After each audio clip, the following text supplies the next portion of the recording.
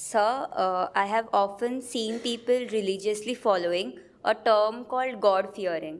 So, people, like for example, people fast for many, many days and they sometimes even faint. Still, they fear because, God is watching them. That is the line in the quotes. So, I want to know what level of God fearing is fair, or should we even fear God? Is it good or bad? Thank you. Lovely question.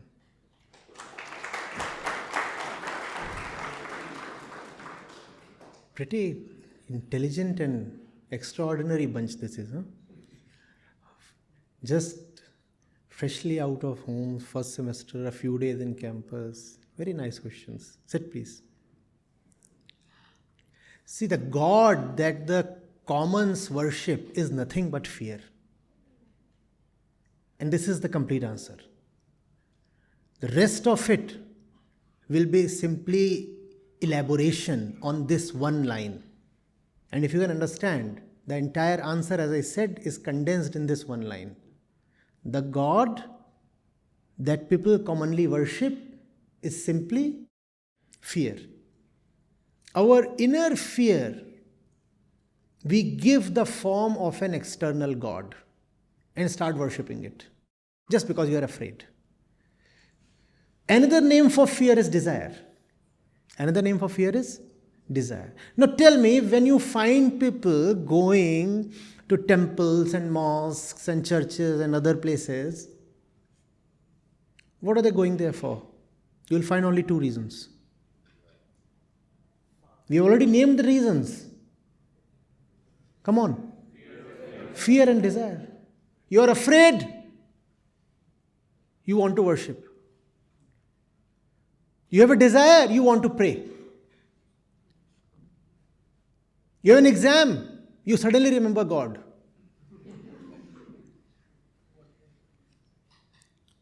You want money. You want fame. You want to win an election. You have 3 daughters, you desperately want a son, as Indians do. What do? You go to God. You are a rotten and corrupt man. And now there is vigilance and investigation in the department. And the long arm of the law is slowly reaching towards your throat. What do? God. What kind of ritual, what kind of sacrifice, what method, what tona totka can I do? Is that true or not? When you are absolutely fine, blissful and contented, please tell me honestly, do you even think of God? No.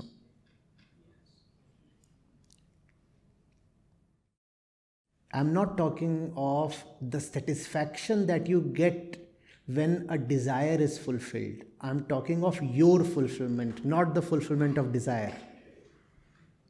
I'm not talking of the situation where you got what you desired and so you say, thank you, God.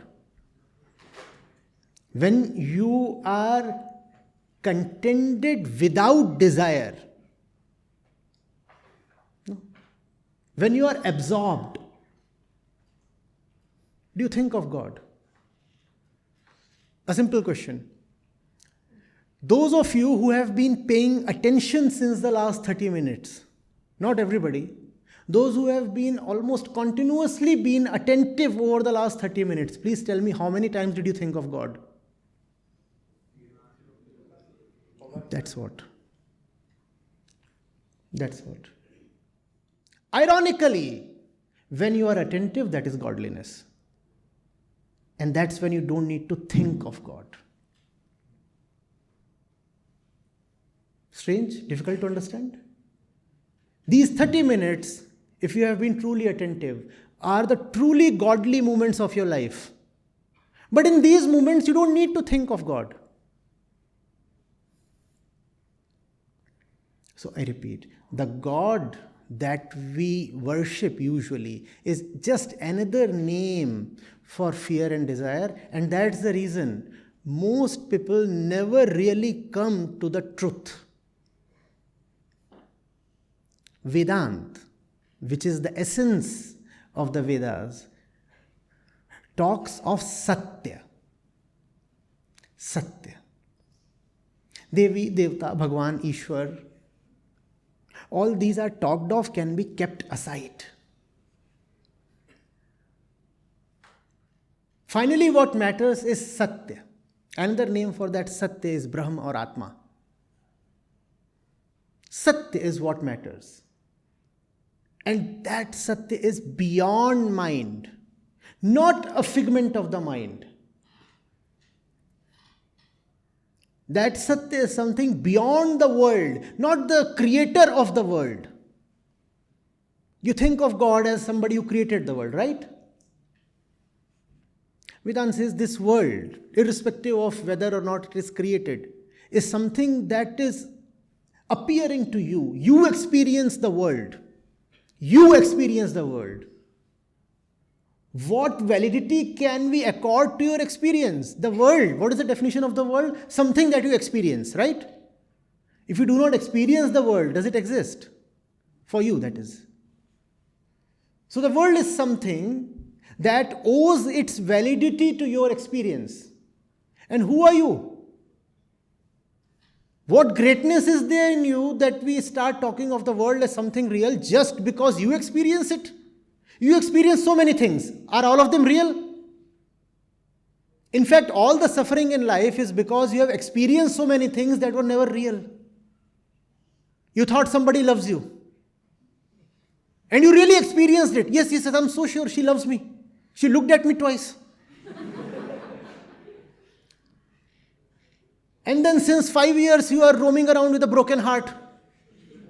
Twice she looked at me. And then she ditched. That's the substance of our experience. We can experience anything. Just because you experience something, that does not make that thing real. So, God as creator of the world is not something that mature and wise people think of. They rather want to know Satya, truth. What is the truth? No seeker, no shishya, no student in the Upanishads ever asks the knowers, the sages, the rishis, please tell me about Ishwar or Bhagwan.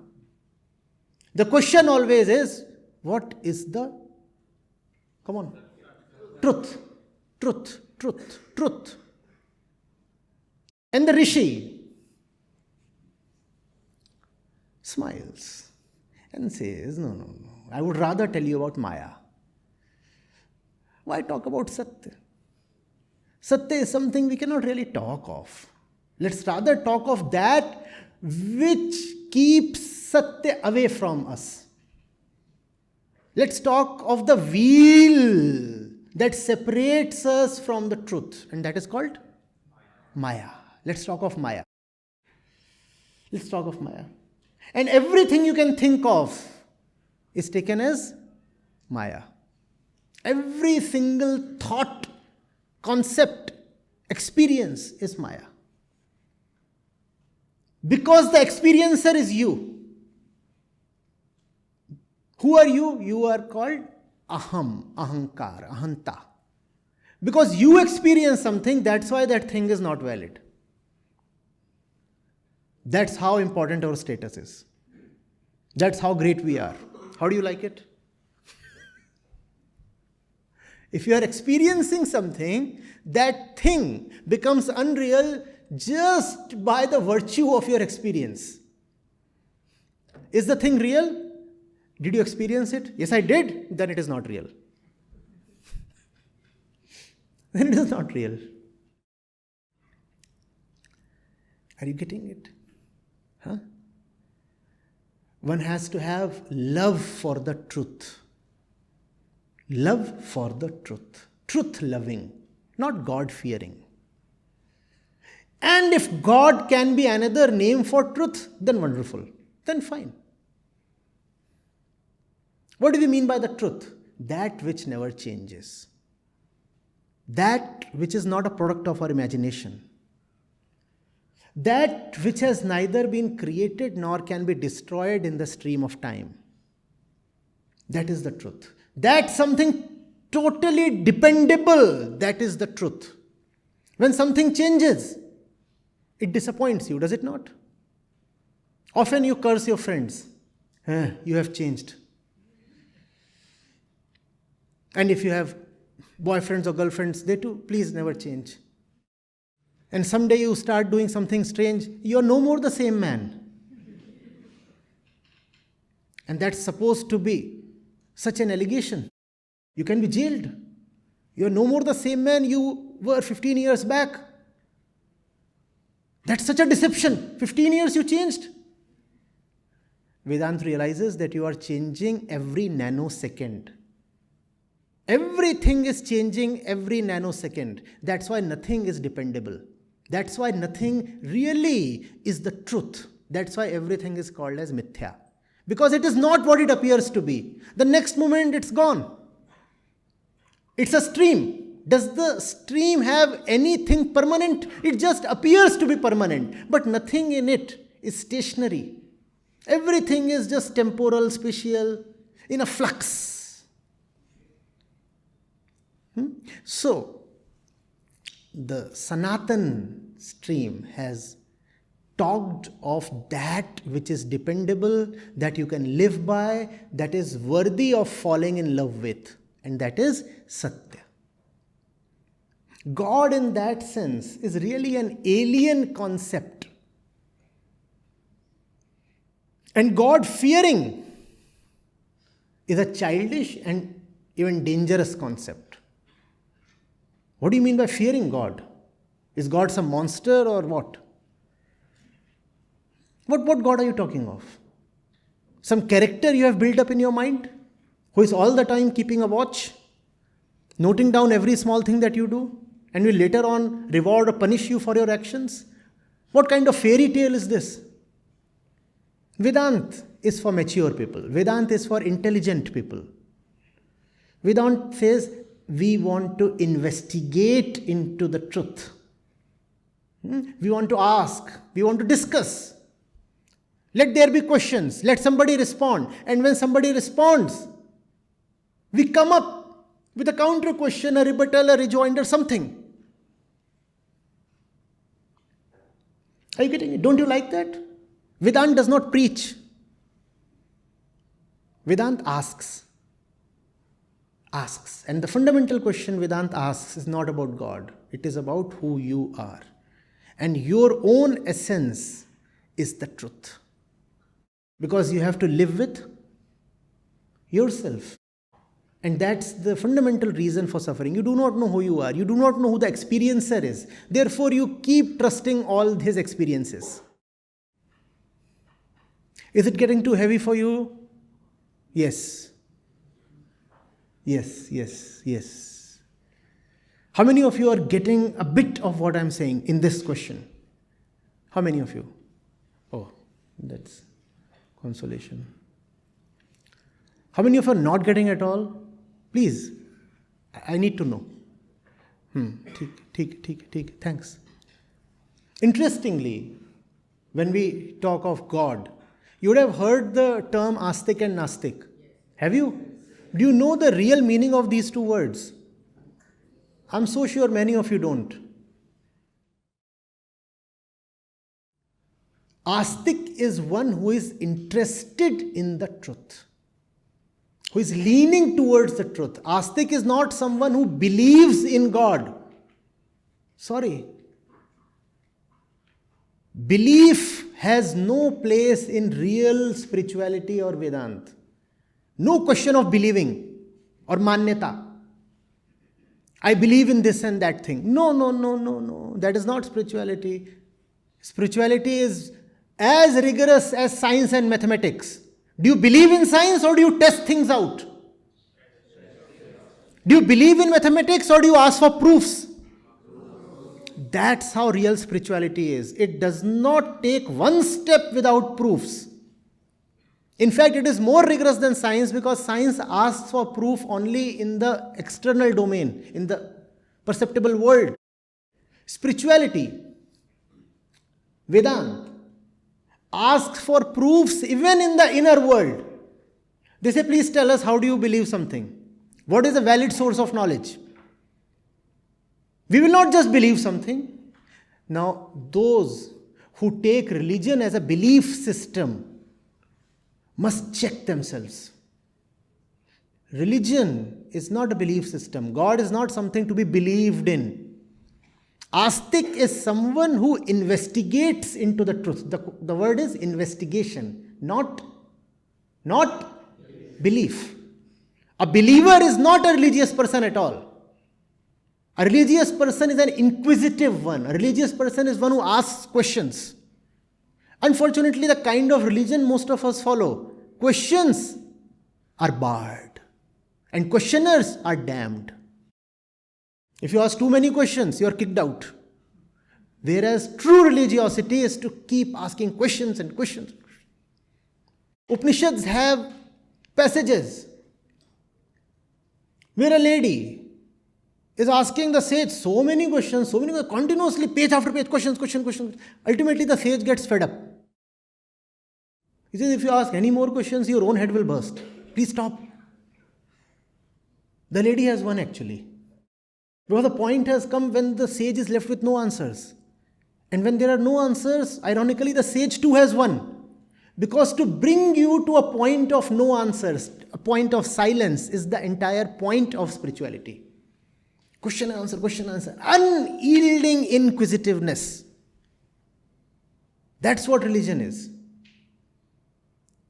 So if you want to really know the truth of everything, then you are astic. Whereas if you just believe in some fairy tale, some story, something that your seniors, your parents, the tradition and the society gave you, you are an astic. Now tell me, how many of you are truly astics? How many of you really question everything? Don't just take things at face value. That's what. Majority of people who call themselves astics are simply believers. And a believer is Nastic of the worst kind. Are you getting it? You don't have to believe in anything. Anybody who comes to you and says, please believe in this,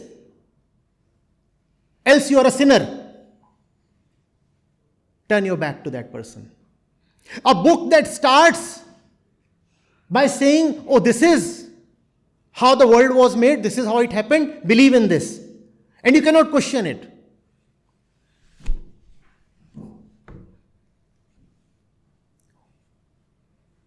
How can belief be the basis of anything? What is intelligence there for? Am I an animal to just believe? I'll ask questions. And if you can have answers that satisfy me, wonderful. I'll surrender. If you can have solutions that turn me silent, I'll bow down. But I won't just blindly follow. No blind followership. No unintelligent beliefs. No. Want to be astics? Yes. Great. Yes. Acharya, we were talking about Satya, Brahma, but for a devotee of Krishna or Gyaneshwar who is in love with the form of Krishna, everything that matters to him is the Krishna as a form and nothing else. How is he similar to the one who is moving towards Satya, the formless? Think of it yourself. When he says Krishna, what does he mean? What does he really mean? You can be born in a particular environment, a particular culture. You can have certain influences working on you. And you can be taught to worship a particular form. But form by itself means nothing. If I worship something, before worship, what is it that comes? I worship. What comes before worship? I. Do I know myself? If I do not know myself, Why the hell am I worshipping? Who has chosen the object of worship? I. And I don't know who I am. So the object that I have chosen is obviously misplaced. I worship. What comes first? And I am in all ignorance about myself. Then how can the act of my worship be right? Before I worship, I must know who I am. Krishna, in the truest sense, is truth itself. Who is Krishna? Truth itself. But to worship the truth, I must first know that I am in a lot of darkness. That's who a devotee truly is. A devotee is not someone who starts off with Bhagwan.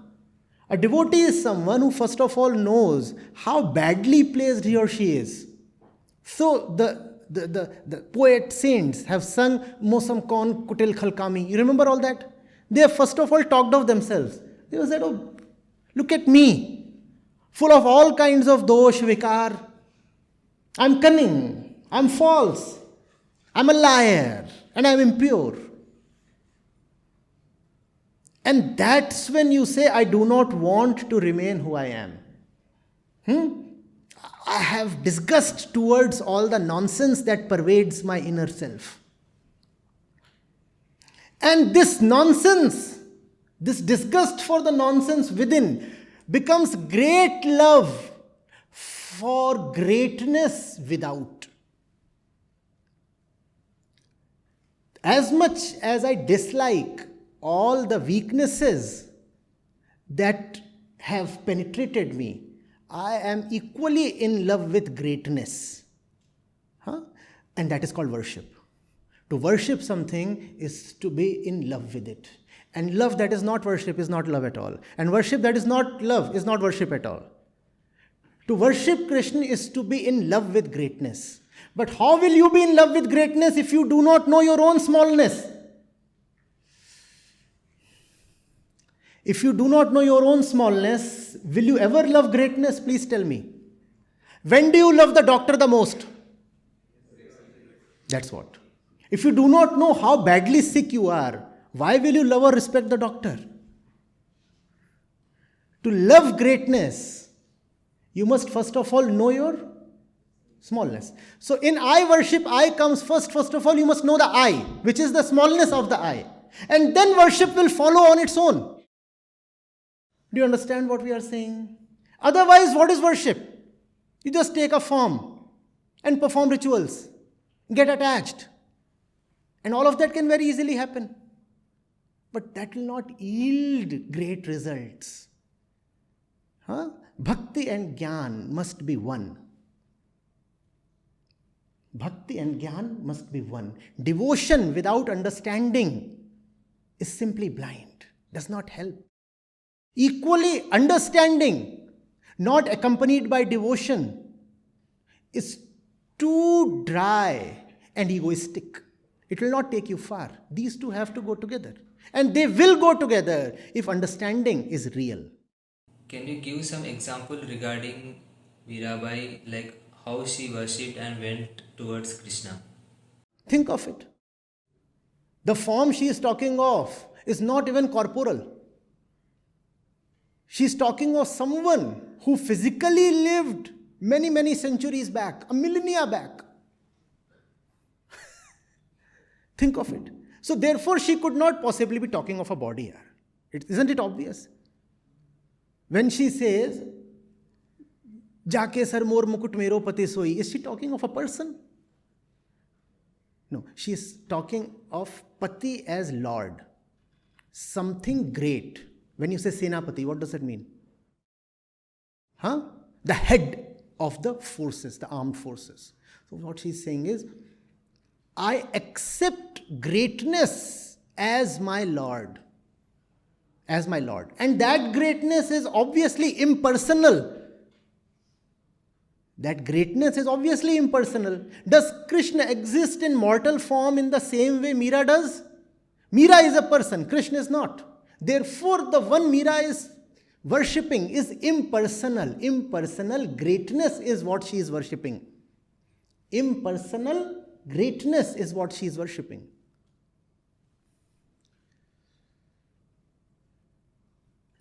And also she is saying, only impersonal greatness, nothing else. मेरो तो गिरधर गोपाल दूसरो ना कोई. Qualifier. No second.